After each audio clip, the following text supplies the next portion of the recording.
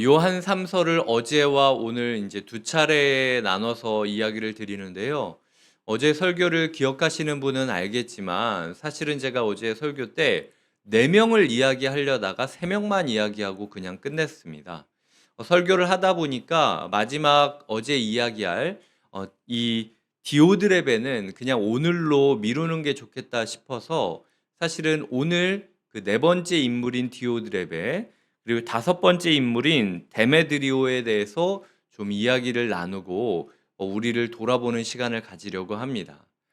하나님을 사랑하고 사람을 사랑하는 사람은 자기도 모르게 성부와 성자와 성령의 사귐을 닮아가게 됩니다. 내가 나누는 그 순간, 사랑을 베푸는 그 순간, 그것을 두 글자로 환대라고 부르는데요. 내가 누군가를 위하여 상처받을 수도 있음을 알면서도, 손해볼 수 있는 것을 알면서도, 당시 유대 문화에서, 중동 문화에서 환대는 그저 대가를 바라지 않는 거였습니다. 그리고 후히 베푸는 것이었습니다. 내가 언젠가 사막을 방황할 때 누군가의 집에 환대받을 것을 고대하고 소망하면서 기꺼이 내 현재를 투자하는 거예요, 하나님께. 그런 모습으로 자신의 삶을 나눔과 베품으로 나아가는 모습을 환대라고 부르는데, 하나님께서는 그 환대의 삶을 살아야 된다 말씀하시는 것이죠. 그런데 오늘 보면은 11절에 사랑하는 자여, 이건 가이오죠. 악한 것을 본받지 말고 선한 것을 본받으라 라고 이야기를 합니다. 악을 행하는 자는 하나님을 배웁지 못하였느니라 라고 말하고 있죠. 도대체 하나님을 배웁지 못하는 악함이 무엇일까 라고 이야기를 할 때 그 모델로서 디오드레베를 소개하고 있다라는 겁니다. 디오드레베는요, 교회의 지도자가 될 정도로 훈련받은 사람이었습니다. 디오드레베는요, 교회의 지도자로서 사역을 감당했습니다. 디오드레베는요, 사람들을 모을 수 있는 능력이 있었고, 그를 따르는 추종자들이 있었습니다. 교회 안에서 문제가 될 때 자기 혼자 미쳤다고 그냥 막 이렇게 떠드는 사람을, 그게 교회 안에 어려움이 되지는 않아요. 아무도 모르게 자기의 편을 만들고 그리고 뒤에서 자기의 세력을 만들어가는 사람들, 이전에 내가 훈련을 받았건 지금 내가 순장이건 교역자건 담임 목사건 누구이건 간에 우리 또한 디오드레베가 될 수 있다라는 것입니다. 마치 가라지가 처음에 자랄 때는 알곡과 똑같은 모습으로 자라지만요, 그것이 다 자라고 열매 맺는 것을 통해서 볼 때, 추수 때가 됐을 때 이것이 알곡인지 가라지인지 알 수 있듯이, 너무나도 귀한 마음으로 그 사역을 감당하고 있는 봉사자, 그리고 훈련자, 제자, 그리고 순장, 교역자, 누구든 간에 교회 가운데 디오드레베가 될 수 있다라는 가능성을 우리가 염두에 두어야 되는 거예요. 하나님, 혹시 제가 디오드레베가 아닙니까? 하나님께서는 무에서 유를 창조하시는 분이시고 없음에서 있음을 만들어내는 분이시라면, 내가 혹시라도 디오드레베 같은 삶을 살고 있다 할지라도 나를 오늘 말하듯 데메드리오로 바꿔주셨으면 좋겠습니다 라고 기도하는 기도가 우리의 삶에 필요하다라는 겁니다. 도대체 어떤 악을 저질렀기 때문에 하나님을 뵙지도 못하느냐, 이 부분에 대해서 이야기를 드리자면요, 내면적으로는 9절에 보면 으뜸되기를 좋아하는 디오드레베, 성경에서 사람을 설명하는 수식어로 갈 때 이렇게 모욕적인 수식어가 있었나? 라는 생각이 듭니다. 으뜸되기를 좋아하는 디오드레베다 라고 공개적으로 누가 봐도 사랑의 사도인 요한이 이렇게까지 이야기를 하고 있는 걸 보이는 거죠. 사람들이 다 놀랐을 겁니다. 아니, 맨날 주구장창 사랑하라고 이야기하는 요한이 저 정도로 이야기한다고? 라고 이야기하는 모습이 있다라는 거죠. 우리 마음 가운데 으뜸되기를 좋아하는 마음이 있는지를 먼저 점검해야 된다라는 것입니다. 외형적으로는 다 다르게 나타날 수도 있겠죠. 때로는 으뜸되기를 좋아하는 게 사람들을 욕하고 비방하고 뒷담화하고 그러면서 자기를 앞서서 나가는 것이기도 하지만요.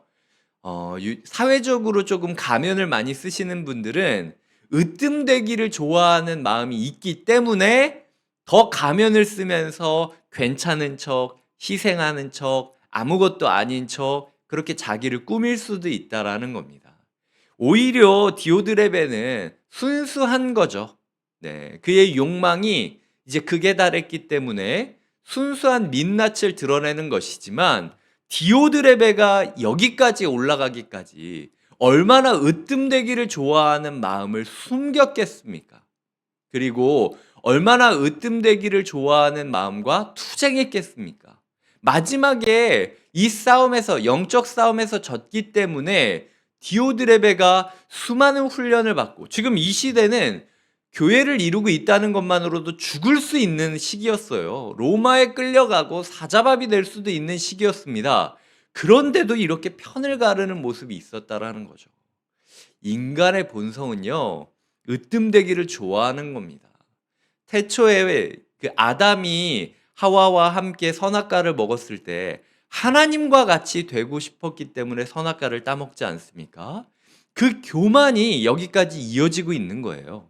하나님 오늘 우리의 마음 가운데 환대하지 못하고 있다면 혹시라도 내가 교만해서 내 환대를 받으려면, 내 사랑을 받으려면 적어도 이 정도는 해야지라는 펜스를 걸어놓고 아니면은 기준을 걸어놓고 그거를 넘는 사람만 내가 사랑하고 넘지 않는 사람들은 내가 배제하겠다라는 식으로 교만한 모습을 가지고 있는 것은 아닌지 돌아보아야 된다라는 것이죠. 우리의 삶 가운데 내면적으로는 으뜸되기를 좋아하는 마음이 있다라고 한다면 우리가 하나님 앞에서 회개하고 돌아서야 된다라는 겁니다.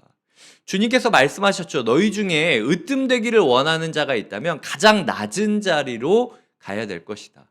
잔치 때에 상석에 앉는 것이 지혜가 아니다 라고 이야기를 하셨습니다. 우리의 마음 가운데 1년의 마지막 날에 주님께서 말씀을 통하여 너희의 삶에 으뜸되기를 좋아하는 마음이 있지는 않는가? 그 교묘한 교만을 드러내는 것이 네가 디오드레베가 되는 길을 막는 것이다 라는 뜻을 우리가 받아주셨으면 좋겠습니다. 교만한 사람은요, 세 가지 외형적인 모습을 갖게 됩니다. 10절을 보면 첫 번째로 악한 말로 비방했다라고 이야기를 하고요. 두 번째로 형제들을 맞아들이지도 아니했다라고 이야기를 하죠. 세 번째로는 맞아들이고자 하는 자를 금하여 교회에서 내쫓는도다라고 이야기를 하고 있습니다. 최영삼 교수님이라는 분이 최근에 이 요한 2, 3서 공동서신에 대한 주석집을 냈는데 거기에서 뭐라고 이야기하냐면 이 구절을 가리켜 비인격적인 모습, 폐쇄적인 모습, 탐욕적인 모습이 있다면 우리가 디오드레베다 라고 이야기를 하고 있습니다. 다시 이야기 드릴게요. 비인격적인 모습, 폐쇄적인 모습, 탐욕적인 모습이 있다면 우리 또한 디오드레베다. 그러니까 우리 또한 비인격적이고 폐쇄적이고 탐욕적인 삶을 살아가고 있다면 악한 길을 걷는 것이고 하나님을 뵙고 싶어도 뵙지 못한다라는 것이죠. 교회의 지도자가 되기까지 디오드레베가 얼마나 예배를 열심히 드렸겠습니까? 순교하고 끌려가는 이 마당에 디오드레베가 얼마나 종교적인 모습을 많이 보였겠습니까? 하지만 그의 삶 가운데 비인격적이고 폐쇄적이고 탐욕적인 모습이 있었기 때문에 그는 그 종교적인 행위 속에서 하나님을 배웁지 못하는 저주를 받게 되었다라는 것이죠. 우리의 삶 가운데 이제 요번 주에 예배가 많이 있지 않습니까? 오늘 송구영신 예배가 있고 내일 또 신년 예배가 있습니다. 이 귀한 예배에 예배를 더할 수 있는 축복의 날임에도 불구하고 누군가에게는 이것이 저주의 씨앗이 될 수도 있다라는 것이죠. 하나님께서 오늘 우리에게 말씀하고 계시는 겁니다. 내가 너에게 주는 이 예배의 축복이, 이 종교적인 어떤 행위의 축복이 너희의 마음에 오히려 악함을 드러내는 그 계기가 될 수도 있다라고 경고하시는 거죠. 조금 더 여기에 대해 살펴보겠습니다. 비인격적이다. 비방을 왜 비인격적이냐? 사실을 가지고 하는 게 비방이 아니에요. 그 사람에게 자꾸 프레임을 씌우고 비아냥거리는 모습을 보이는 게 비방이라고 부르는 겁니다. 이 디오드레베가 뭐라고 비방했을까요? 이 사도 요한을 향해서, 그리고 순회 전도자들을 향해서, 그들을 맞이하는 가이오를 통해서 그 가이오를 향해서 뭐라고 비방을 했을까요? 제가 이 디오드레베라고 했다면요, 뭐 이렇게 생각을 했을 겁니다. 사도 요한 지금 이런 식으로 우리 교회를 가져가려고 그러는 거야. 자기 마음대로 우리를 컨트롤하려고 하는 거야. 지금 우리 조종당하지 말고 지금 저 멀리서 우리를 이용하려는 사람한테 휘둘리면 안 돼. 라고 생각했을 수도 있고, 순회 전도자들을 보면서 아우 저 사람들 얼마나 꾀죄죄하고 제대로 배우지도 못하고 야 쟤네보다 내가 라는 식으로 비아냥거렸겠죠. 우리 교회 안에 이런 모습이 없습니까? 저는 있다고 생각해요. 사람과 사람이 살면요, 부부 사이에도 비아냥은 있습니다. 그리고 비방은 항상 있어요. 사실이 아닌 것을 사실인 것처럼 이야기하고 다 그래 내가 알아 신앙생활을 1, 2년 해봤어. 이게 디오드레베가 하는 말이라는 거예요. 다 나도 해봤어. 산전수전 다 겪어봤는데 목사 저거 이야기하는 거 그냥 뭐 저기 서 있으니까 그런 얘기 하는 거지. 이런 식으로 이야기하는 일들이 비일비재하다라는 거예요. 물론 제 앞에서 그런 이야기를 하시는 분은 없죠. 없는데 아니면은 제가 듣고 잊어버리는 걸 수도 있어요. 그럼에도 불구하고 인간과 인간이 살아가는 그 삶이면 이런 비방이 항상 존재하다. 우리가 그렇게 이상적으로 여기는 초대교회에서도 소위 뒷담화하는 것 때문에 이렇게 요한이 제발 뒷담화 좀 그만해라 라고 이야기를 뭐 나중에 얘기하자. 속히 보기를 바라노니 또한 우리가 대면하여 말하리라 14절에 말하지 않습니까?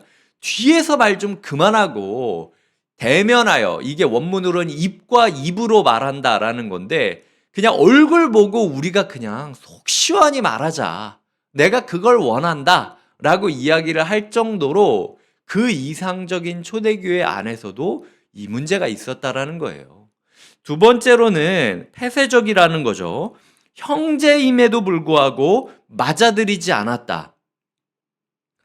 우리 교회 가운데 그런 일은 없지만 제가 걱정되는 어떤 지점들은 있습니다. 항상. 왜냐면은 저는 제가 분당 우리 교회에서 교역자 생활을 오래 하지 않았기 때문에 제 마음에 크게 속상한 지점이 있고 크게 기쁜 지점이 항상 같이 묘하게 공존을 하고 있어요. 첫 번째로 크게 슬픈 지점은 성도님들의 그 마음과 성도님들의 모습을 제가 잘 캐치하지 못할 때가 있다라는 거예요. 저 또한 제가 사역했던 필드 안에 그 패러다임 안이 너무 익숙하다 보니까 똑같은 이야기를 할 때 성도님들이 이 부분에 대해서 어떤 거를 주안점으로 보시는지 제가 캐치를 잘 못할 때가 있어요. 그래서 실수할 때도 있고 그 저의 모습, 미숙한 모습을 성도님들이 품어주실 때도 있죠. 그럴 때마다 제가 너무나도 슬프고 너무나도 죄송한 마음이 있습니다. 그럼에도 불구하고 제가 기쁜 이유가 있어요. 사실 분당 우리 교회 출신이 아니다라는 게 저에게 제가 사실 쉽지는 않아요. 예, 이 부분에 있어서 솔직하게 저는 아무 문제 없습니다라고 얘기할 수는 없어요. 한 가지 말을 할 때라도 조심스럽게 말해야 되고 이게 어떻게 받아들여질지 되게 두근두근거리면서 제가 말하는 것들이 많이 있거든요. 그런데 우리 교회 안에는요, 이미 꽤 많은 형제 자매들이 분당 우리 교회 출신이 아닌 분들이 많이 있습니다. 제가 봤을 때 거의 한 4분의 1 정도, 4분의 1, 5분의 1 정도는요, 분당 우리 교회랑은 전혀 상관없는 데서 오신 분들이에요. 그냥 가깝기 때문에 오신 거고, 분당 우리 교회 예배를 드리다가 처음으로 용기를 내어 공동체 생활을 시작하신 분들이에요. 만약 제가 분당 우리 교회 출신으로서 분당 우리 교회 사람들이랑 있었다면 그런 분들이 저를 볼 때마다 항상 우리 목사님은 맨날 분당 우리 교회 사람만 아껴 라고 오해를 했을 거예요. 그럼에도 불구하고 제가 그분들에게 나도 똑같은 고민과 똑같은 주저주저함이 있습니다. 성도님들도 다락방을 참여하시거나 봉사팀을 참여하시거나 그분들이 옛날에 분당우리교회에서 얼마나 행복했는지를 이야기하실 때마다 마음 가운데 뭔가 박탈당한 것처럼 나는 아닌데, 나는 여기 식구가 아닌 건가? 그냥 나는 언제까지 손님인 건가? 언제까지 내가 여기 있어야 식구로 받아들여 줄 건가? 라는 고민을 많이 하거든요. 근데 제가 분명히 이야기 드리기는 저도 그래요, 저도. 네. 저는 제가 교육자들한테 최소 5년은 있어야 된다. 이거는 인간과 인간이 서로 가족처럼 여기는 게 어느 날 갑자기 마음 문이 쫙 열려가지고 내 모든 걸 꺼내고 이게 어떻게 되냐. 이거는 생리적으로 불가능한 거다. 최소 인간관계는 5년 정도는 서로가 서로를 진득하게 보고 용기를 내고 버무려지고 그러고 추억이 만들어질 때 가족같이 된다라고 느껴지는 거지.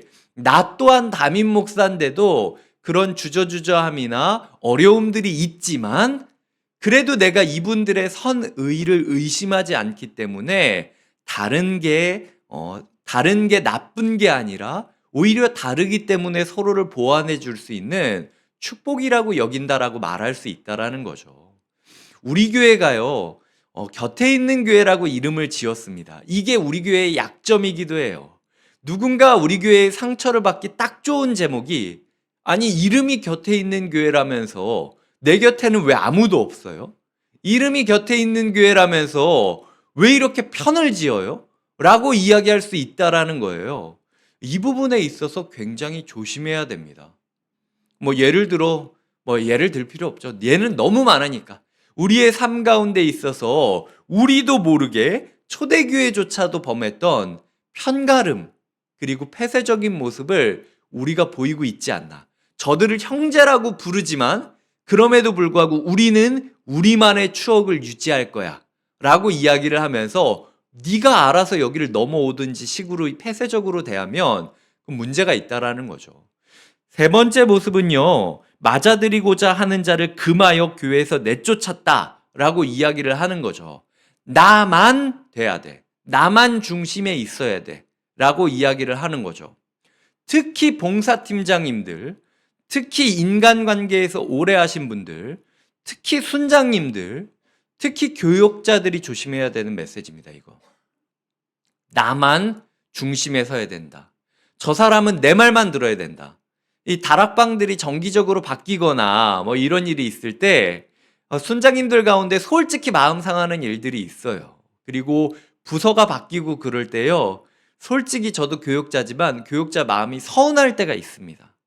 우리 부서에 있던 아이들이 이제 다른 부서로 올라갔는데 저 부서 교육자랑 너무 친하게 지내는 거예요. 막 좌청룡 우백호처럼 막 이렇게 있고. 우리 다락방에 있을 때 있었던 그 순원들이 다음 다락방에 되는데 우리 순장님 너무 좋고 제가 이렇게 행복한 다락방을 만나지 못했어요. 이런 얘기하면은 화가 나는 거죠.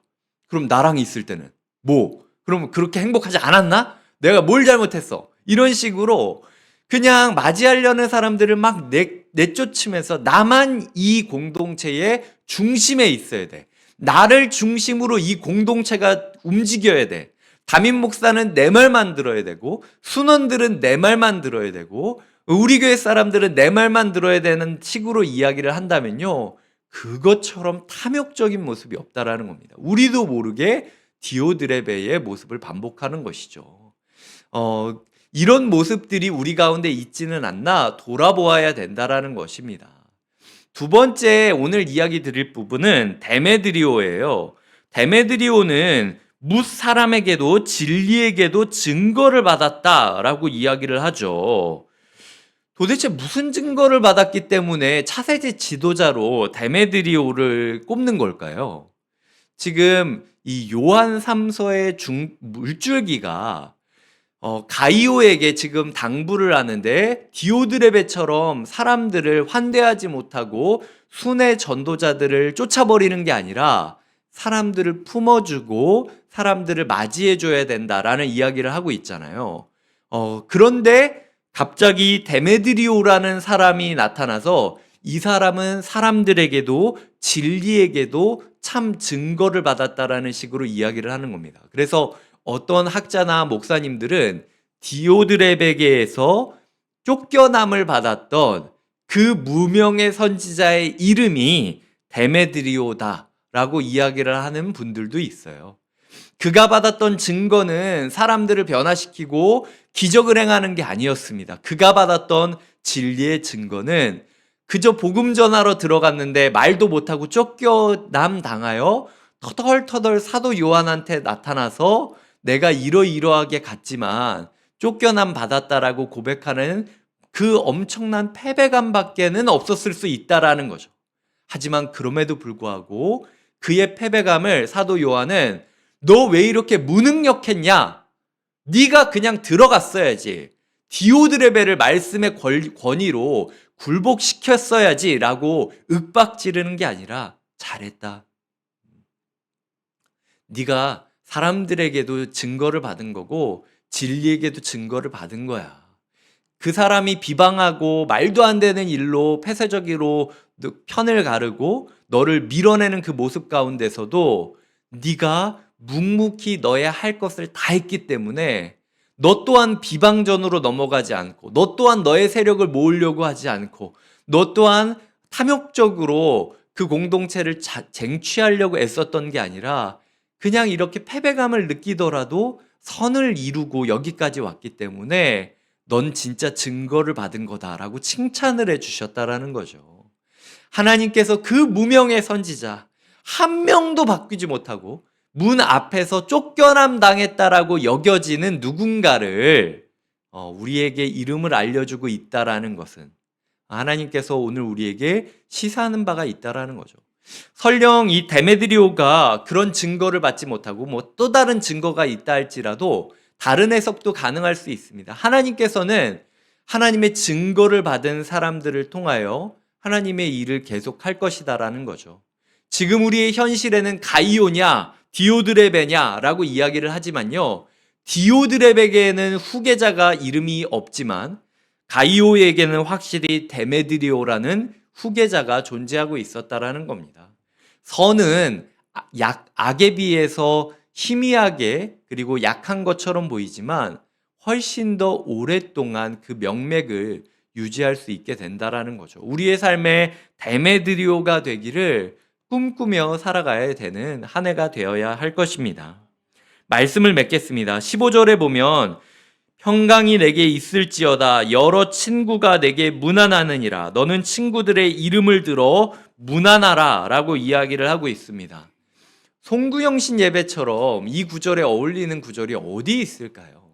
오늘이 이제 마지막 하루가 지나갑니다. 오늘만큼은 친구들의 이름을 불러주며 그들에게 당신이 나의 가이오다. 내가 당신들에게 디오드레베가 같지 않았나 돌아보게 되었다. 우리 가운데 혹시 데메드리오 같은 마음이 있었다면 우리가 다시 용기를 내고 사랑을 이어가자라고 서로에게 이름을 불러 문안하는 하루가 되었으면 좋겠고요. 요한복음 15장에 보면 예수님이 제자들에게 이렇게 말씀하십니다. 사람이 친구를 위하여 자기 목숨을 버리면 이보다 더 큰 사랑이 없나니 너희는 내가 명하는 대로 행하면 곧 나의 친구라. 이제부터는 너희를 종이라 하지 아니하리니 종은 주인이 하는 것을 알지 못함이라. 너희를 친구라 하였노니 내가 내 아버지께 들은 것을 다 너희에게 알게 하였음이라. 주님께서 이미 모범이 되어서 아무것도 아닌 우리를 위하여 친구라 불러주셨습니다. 우리 또한 십자가의 길을 걷는다라고 느껴지고 사람들은 이것을 이해하지 못한다 여겨질지라도 사람들을 친구라 부르며 끝까지 우리 마음의 사랑을 포기하지 않는 하루가 되시길 주님의 이름으로 축복드립니다.